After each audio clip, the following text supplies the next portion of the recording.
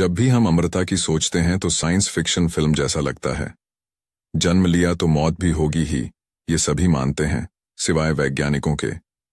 International non profit organisation humanity plus के scientist doctor Jose Cordeiro का ये दावा है कि कुछ ही सालों बाद हमारे पास अमृता का सीक्रेट खुल चुका होगा। उनके अनुसार साल 2030 में जीवित लोग साल दर साल अपनी उम्र बढ़ा सकेंगे और 2045 के बाद वैज्ञानिक जमात लोगों को अमर बनाना शुरू कर देगी।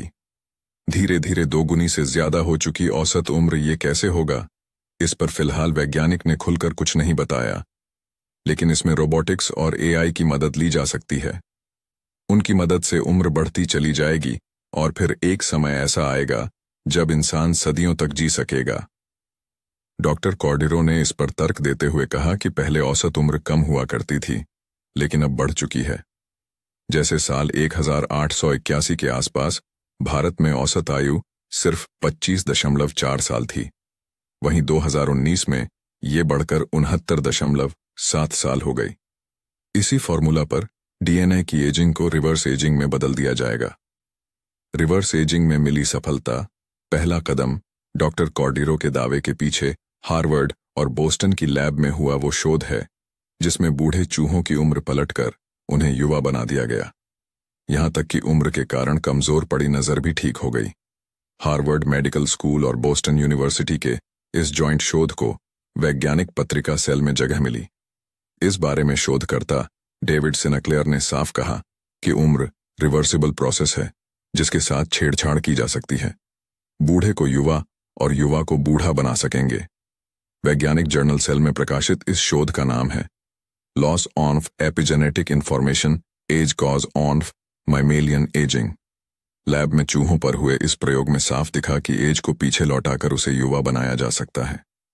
एक चौंकाने वाली बात यह भी नजर आई कि एज न केवल पीछे लौटती है बल्कि उसे आगे भी बढ़ाया जा सकता है, यानी समय से पहले किसी को बड़ा या बूढ़ा कर सकना।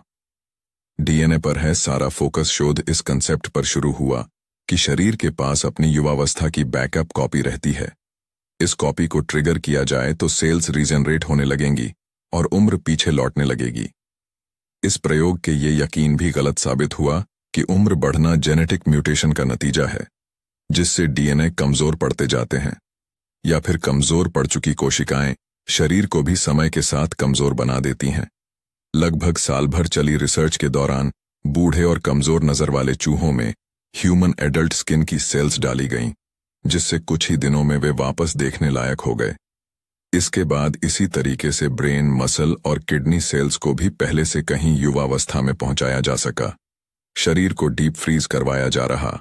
फिलहाल दुनिया के कई देशों में कई खरबपति इस रिवर्स एज के जरिए अमृता पाने के लिए भारी पैसे लगा रहे हैं।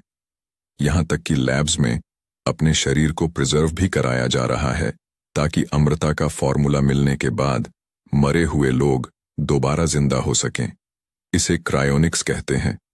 अलग अलग जगहों पर दावा मिलता है कि दुनिया में लगभग 600 लोगों की डेड बॉडी फ्रीज होकर रखी हुई है। क्या होता है? क्रायोनिक्स में कई प्राइवेट कंपनियां ये काम करती हैं।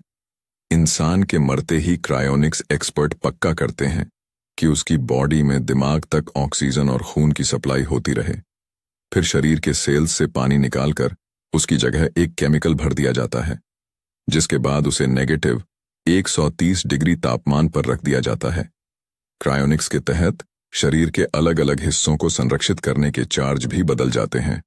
वैसे अगर वैज्ञानिक साल 2045 में अमृता का दावा कर रहे हैं, तो अगर कोई अभी से लेकर तब तक के लिए शरीर को संरक्षित कराए तो उसे लगभग 1.5 करोड़ रुपए खर्च करने होंगे। इसके बाद फॉर्मूला मिलते ही क्रायोनिक्स एक्सपर्ट हरकत में आ जाएंगे और मुर्दा शरीर दोबारा जी सकता है।